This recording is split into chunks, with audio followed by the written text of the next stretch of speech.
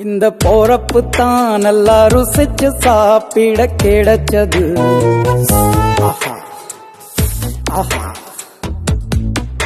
அத நினைச்சுத்தான் மனோ உலகம் முழுவதும் பருக்குது. அட சுட சுட அட சுட சுட அந்த மதுர மல்லிப்பூ இட்லியே மீன் குழம்புல கொஞ்சம் புரட்டி சாப்பிட எச்சிலு ஊறுது உள்ளுக்குள்ள. இந்த போறப்பு தான் நல்லா ருசிச்சு சாப்பிட கிடைச்சது. இந்த போறப்பு தான் நல்லா ருசிச்சு சாப்பிட கிடைச்சது.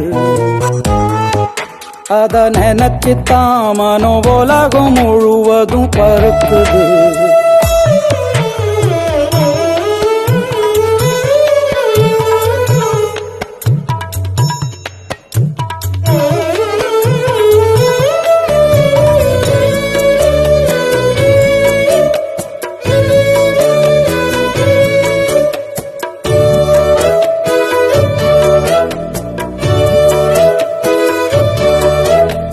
தாமிரபரணி திருநெல்வேலி சொதியில ஒரு தனி ருசி.